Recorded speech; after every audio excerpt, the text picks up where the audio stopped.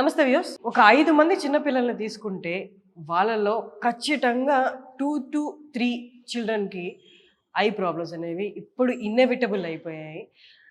అంటే considering factors ఏదైనా అవ్వచ్చు. మాల్ న్యూట్రిషన్ కానీ ఏదైనా అవ్వచ్చు. బట్ ఆ ప్రాబ్లమ్ అనేది మాత్రం పిల్లల్లో చాలా కనిపిస్తుంది. వాటన్నిటికి రీజన్స్ ఏంటి? దాన్ని మళ్ళీ ఎలా అవాయిడ్ చేయొచ్చు? లేదా ఒకవేళ వచ్చిన పిల్లలకి ఎలాంటి జాగ్రత్తలు తీసుకోవచ్చు? ఏ కైండ్ ఆఫ్ సర్జరీకి వాళ్ళని తీసుకెళ్ళొచ్చు అనేది డాక్టర్ మన్మితా రెడ్డిని అడిగి ఇవాళ మనం తెలుసుకుందాం. She is a pediatric ophthal and squint surgeon. నమస్తే అండి. హాయ్ అండి. హాయ్. ఎలా ఉన్నారు? బాగున్నానండి. గుడ్. థ్యాంక్ యూ అండి. So as I said in my introduction, absolutely right.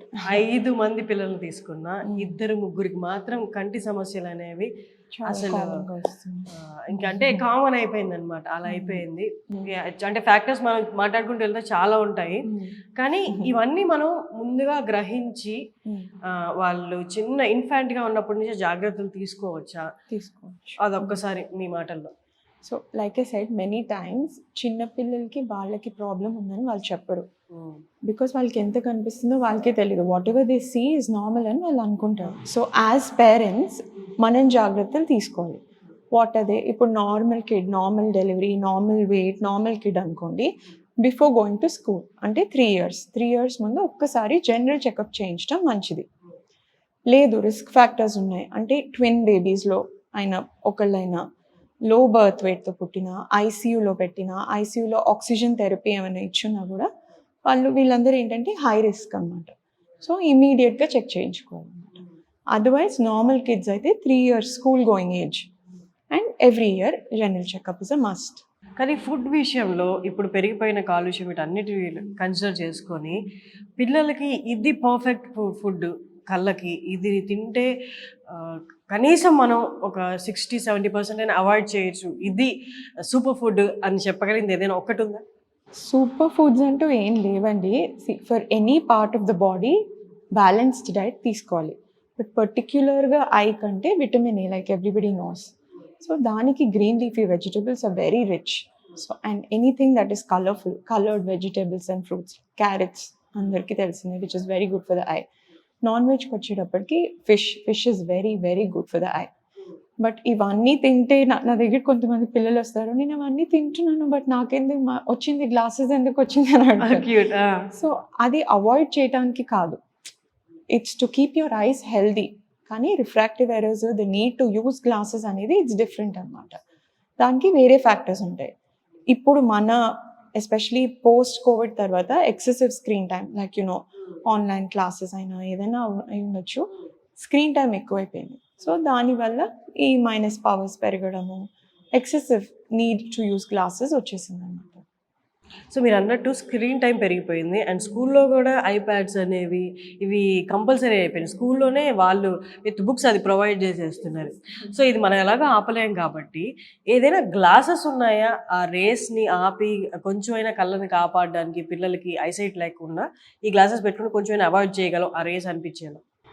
అట్లాంటి స్పెషల్ మ్యాజిక్ గ్లాసెస్ అయితే ఏం లేవండి. But having said that Blu-ray filter glasses అని వస్తాయి. అవి కూడా పవర్ రాకోకుండా అట్లా, ఇట్స్ నథింగ్ లైక్ దట్. అది ఆ బ్లూరే గ్లాసెస్ మీరు ఏజ్ అయిన తర్వాత డీజనరేటివ్ చేంజెస్ని తగ్గించడానికి అంతే. బట్ ఇప్పటికిప్పుడు పవర్ రాకుండా మ్యాజిక్ గ్లాసెస్ అయితే ఏం లేదు. You just have to restrict your screen time. మీకు ఎడ్యుకేషన్ పర్పస్ స్క్రీన్ టైం ఎక్కువైంది అంటే ఎంటర్టైన్మెంట్ స్క్రీన్ టైం కట్ చేయాలి, అంతే. అండ్ అవుట్డోర్ యాక్టివిటీస్ ఎంకరేజ్ చేయాలి యాజ్ పేరెంట్స్. అవుట్డోర్ ఇప్పుడు నాట్ జస్ట్ స్క్రీన్ అండి, if you're sitting inside a room everything is near, reading a book is near work, దగ్గర చూసి కూడా ఈ పవర్స్ అనేవి వస్తాయి అన్నమాట. So we have to encourage outdoor play. Outdoor ప్లేకి వెళ్ళినప్పుడు ఏంటంటే you have to look in to the nature, you have to look at the distance, that is what it is made for కదా. So అట్లా చేస్తే ఈ power అనేది progress అవ్వకుండా కూడా ఉంది. There are many studies. And outdoor వెళ్తే sun exposure, so minimum every day 1/2 hour to 1 hour of sun exposure అందరు పిల్లలకు ఉంటే ఈ మైనస్ పవర్ కూడా ప్రోగ్రెషన్ అనేది more than 50%తో తగ్గుతుంది అనమాట. రాకుండా ఏం లేదు, బట్ వచ్చిన తర్వాత ఎక్కువ పెరగకుండా ఇవన్నీ అవుట్డోర్ ప్లే ఇవన్నీ అన్నమాట. ఐడియల్ అవర్స్ ఏమైనా ఉన్నాయా? ఇంతైతే ఇన్ని hours of time before screen అయితే ఏ ప్రాబ్లం రాదు, అని చెప్పడానికి ఐడియల్ అవర్స్ ఏమైనా ఉన్నాయా? గైడ్ లైన్స్ ప్రకారం అయితే బిలో 2 years అయితే నిల్ స్క్రీన్ టైం అండి, 0 స్క్రీన్ టైం. బిలో 2 years వాళ్ళకి అసలు స్క్రీన్ టైం ఉండకూడదు. మనమేమో అవే చూపించుకొని అది లేకపోతే తినిపిస్తూ ఫుడ్ ఉంటాం. పెట్టలేము. But it's very wrong. Below 2 years immediate family, father mother అట్లా face time for 5-10 minutes is okay, that to not daily. But below 2 years nil screen time. 2 years లోపల పిల్లకి 5 నుండి 10 నిమిషాలే ఐడియల్ అవర్స్ అండి. ఐడియల్ మినిట్స్, అవర్స్ కూడా కాదు, ideal minutes. 10 నిమిషాల కంటే ఎక్కువ ఇవ్వకూడదు అంట. మనం అది కూడా ఎవ్రీడే కూడా కాదు, అప్పుడప్పుడు. అప్పుడప్పుడు 2 to 5 years అయితే half an hour to 1 hour okay. Above 5 years అంటే they have to balance their activities. అంటే స్కూల్ యాక్టివిటీస్, డిన్నర్ టైమ్ అన్ని సెపరేట్గా చేసుకొని దాంట్లో పాటు యాజ్ అ పార్ట్గా స్క్రీన్ టైమ్ ఎంటర్టైన్మెంట్ పర్పస్ అంటే okay.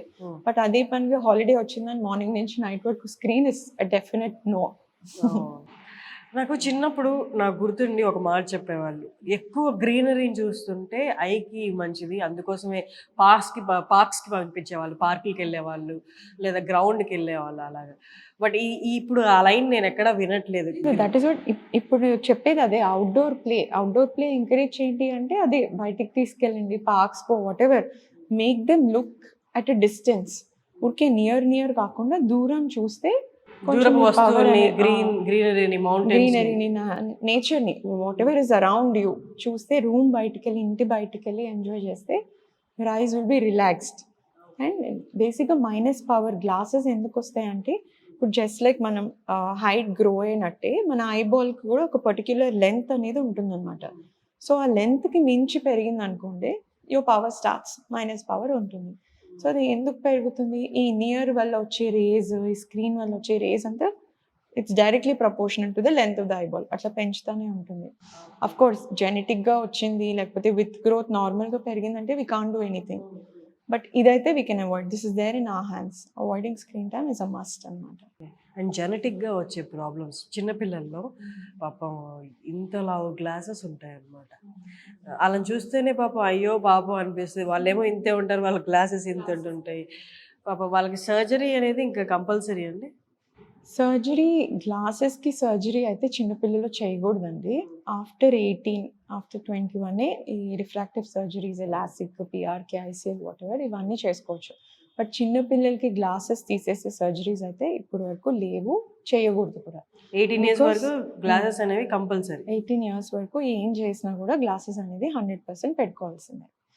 It's not just because power తీసేయటం అని కాదు, పవర్ పెట్టుకోకపోతే there is something called lazy eye, అంటే ఆంబ్లయోపియా. అంటే ఇప్పుడు బాబు పాప వాటెవర్ 6-7 years వచ్చినాయి, తనకి పవర్ ఉంది, మనం చూపించలేదు, హాస్పిటల్కి తీసుకెళ్ళలేదు, ఇప్పుడు వచ్చారు, కానీ ఇప్పుడు -3, -4 అట్లా వచ్చింది పవర్. అది లేట్ అయింది, మనం గ్లాసెస్ ఇవ్వడం వాళ్ళకి లేట్ అయింది. సో ఈ లేట్ వల్ల ఏంటంటే వాళ్ళ ఐ లేజినెస్లోకి వెళ్ళిపోతుంది. ఓహో మనకి ఇంతే కనిపిస్తుంది అని బ్రెయిన్ అడాప్ట్ చేసేసుకుంటుంది. సో దట్ ఈస్ లేజినెస్ అనమాట. మనం గ్లాసెస్ ఇచ్చినా కూడా లాస్ట్ లైన్ వరకు చదవలేరు. దట్ ఈస్ కాల్డ్ లేజీ ఐ. సో దానికి మళ్ళీ మనం ప్యాచింగ్ ఎక్సర్సైజెస్ అని, విజన్ థెరపీస్ అని, there are many treatments for that. So అక్కడి వరకు వెళ్ళకుండా రెగ్యులర్గా మనమే చెకప్స్కి వెళ్తే బెటర్ అనమాట. And colour blindness in children, పిల్లల్లో కలర్ బ్లైండ్నెస్ అనేది ఎలా కనుక్కోవాలి? వాళ్ళకి ఎక్స్ప్రెస్ చేసేంత తెలియదు కదా, అలాంటప్పుడు మనం ఎలా కనుక్కోవాలి? బిలో 5 years, 5-6 years ఉన్న పిల్లలు. Colour blindness is relatively not that common అండి. వేరే ప్రాబ్లమ్స్తో కంపేర్ చేస్తే ఇట్స్ నాట్ దట్ కామన్. కానీ జనరల్ చెకప్కి వచ్చినప్పుడు దిస్ ఇస్ ఆల్సో కలర్ బ్లైండ్నెస్కి ఇషిహారా చార్ట్స్ అని ఉంటాయి అన్నమాట. సో దాన్ని కూడా మనం ఎంత ఉంది, కరెక్టే ఉందా అనేది మనం చెక్ చేస్తాం. ఇవన్నీ రొటీన్ చెకప్స్లో వచ్చేస్తాయి అనమాట. So that is what I'm saying. Regular checkups is a must. Yearly once. అది 3 years ముందు ఒకసారి, అక్కడి నుంచి ఎవ్రీ ఇయర్ ఒకసారి చేస్తే, బికాస్ కిడ్స్ కెనాట్ టెల్, వాళ్ళకి అన్ని నార్మల్ గానే అనిపిస్తాయి, మనం చూసి మనం డయాగ్నోస్ చేయాలన్నమాట. ఓకే. సో పిల్లల్లో, చిన్న పిల్లల్లో అంటే 6-7-10 years బిలో పిల్లల్లో సర్జరీ చేయాల్సి వస్తే మేజర్లీ ఏ కాజ్ తోటి చేయాల్సి వస్తుంది? అంటే చాలా ఉంటాయి ఐ రిలేటెడ్ ప్రాబ్లమ్స్, కానీ మేజర్ పిల్లల్లో కనిపించే ఏకైక ప్రాబ్లం ఏదైనా ఉంది అంటే సర్జరీకి వెళ్ళే ప్రాబ్లం ఏంటది? బిలో 10 years సర్జరీ అంటే it should be a cataract అండి. ఇప్పుడు శుక్లాలు అంటాం కదా, అది యూజువలీ మనకు తెలిసిందంతా ఏంటి, పెద్దవాళ్ళకి వస్తుంది, ఆఫ్టర్ 60 years తర్వాత వస్తుంది. కొంతమందికి పిల్లల్లో కూడా వస్తుంది అనమాట. పుట్టిన వెంటనే పిల్లల్లో కూడా రావచ్చు. అది శుక్లాలు అనేవి. శుక్లాలు. అది కంజనైటల్ క్యాటరాక్ట్స్ అంటారు అన్నమాట. ఏదో పెరిగేటప్పుడు రావచ్చు. దాన్ని డెవలప్మెంటల్ క్యాటరాక్ట్స్ అంటారు. కొన్నిసార్లు ఏంటంటే దెబ్బల వల్ల రావచ్చు, ట్రోమాటిక్ క్యాటరాక్ట్స్. సో ఇట్లా ఉన్నప్పుడు దానికి ట్రీట్మెంట్ సర్జరీ. ఇప్పుడు క్లియర్గా ఉండాల్సిన లెన్స్ ఒపేక్గా అయిపోయింది, హేజీగా అయిపోయింది అనుకోండి, దానివల్ల పిల్లలు ఎవరైనా చూడలేరు కదా. సో అప్పుడు ఆ లెన్స్ తీసేసి ఆర్టిఫిషియల్ లెన్స్ వేయాలన్నమాట. This is one of the causes. Surgery in young అంటే ఇది. సెకండ్ స్క్వింట్ అండి, మెల్ల అంటాం కదా, దానికి సర్జరీ ఖచ్చితంగా చేయించాలి. ఎస్పెషలీ బిలో 7 years అయితే బెటర్. బిలో 10 years అన్నా చేయించాలి. బైనాక్యులారిటీ అంటాం, అంటే 2 కళ్ళతో చూసే తత్వం అనేది సర్జరీ ఎంత తొందరగా చేస్తే, స్క్వింట్ సర్జరీ, మెల్ల సర్జరీ ఎంత తొందరగా చేస్తే అంత మంచిది అనమాట. ఓకే. అండ్ సీజనల్గా ఐ రిలేటెడ్ ప్రాబ్లమ్స్ వస్తుంటాయి. వింటర్లో మేజర్గా వచ్చే ప్రాబ్లం ఏంటి? దాన్ని మనం ఏదైనా జాగ్రత్తలు తీసుకొని కాషియస్గా ఉండొచ్చు, అవాయిడ్ చేయొచ్చు. అలర్జీస్ అండి. Allergies are very very common in children. ఇప్పుడు జస్ట్ లైక్ కోల్డ్ వచ్చింది అంటే same allergy to the eyes also. వాళ్ళు మీరు గమనించినట్టయితే దే రబ్ దేర్ ఐస్, బాగా ఇచ్చింగ్ కంప్లైంట్ చేస్తారు, they rub their eyes. And 99% of the children are allergic to dust. ఇప్పుడు ఇంత పొల్యూషన్లో ఇంత నేచర్ కూడా ఇట్స్ నాట్ కోఆపరేటింగ్ కదా. సో అంత ఎక్కువ డస్ట్లో దేర్ కంప్లైనింగ్ ఆఫ్ అలర్జీస్. దానికి మనం తీసుకోవాల్సిన టిప్స్ ఏంటంటే చిన్నవండి. If you know that your kid is allergic, already allergy problem ఉంది అనుకుంటే చిన్నవి, ఇప్పుడు స్కూల్కి వెళ్తారు, బస్లో అన్నా బైక్లో వెళ్తే helmet, you have to cover your eyes, helmet పెట్టుకోండి. లేదు బస్లో వ్యాన్లో వెళ్తున్నారంటే don't make them sit towards the window seat, సెంటర్లో కూర్చోబెట్టండి. అండ్ బయటికి పంపిస్తే ఆల్వేస్ 100% వెదర్ యూ హ్యావ్ ఈ పవర్ ఉన్న గ్లాసెస్ ఉన్నా లేకపోయినా ప్రొటెక్టివ్ గ్లాసెస్ అన్నా వేసి పంపించండి. అండ్ బెటర్ టు అవాయిడ్ ఎక్కువ డస్టీ ప్లేసెస్, శాండ్లోకి మడ్లోకి అవాయిడ్ చేయడం బెటర్. ఇన్ కేస్ వెళ్ళినా కూడా వచ్చిన వెంటనే ఐస్ కోల్డ్ వాటర్తో if you wash your face, what ever allergy process ఏదైతే స్టార్ట్ అవుతుందో అది కొంచెం ఆగే ఏదో ఉంటుంది అన్నమాట, టెండెన్సీ ఉంటుంది. అండ్ నేను ఈ మధ్య కాలంలో విన్నాను, నాకు ఈ డౌట్ వచ్చింది. బిలో 6-7 years ఉన్న చిల్డ్రన్ ఫ్లైట్లో ట్రావెల్ చేస్తుంటే, అంటే ఇంకా మనం యూవీ రేస్కి వాటికి దగ్గరగా ఉంటాం కదా, ఇన్ఫ్రారెడ్ వాటికి, సన్కి దగ్గరగా వెళ్తాం కాబట్టి ఎక్స్ట్రా ప్రొటెక్షన్ ఏమైనా తీసుకోవాలి ఐస్కి? ఏం లేదండి, లైక్ మాస్క్ ఏమైనా పెట్టుకోవడం. Mask protection is always there, because dry అవుతాయి అనమాట ఐస్ అనేవి. ఇప్పుడు లూబ్రికేటింగ్ మన ఐ పైన టియర్ ఫిలిం లాంటిది ఉంటుంది. సో మనం అంత ఆల్టిట్యూడ్కి వెళ్ళినప్పుడు dryness is very common. So lubrication అనమాట. చిన్న పిల్లలు అవసరం లేదు, but I think that is more common in adults. చిన్న పిల్లలకి they just have to sleep well, walk, and that's all. Thank you so much.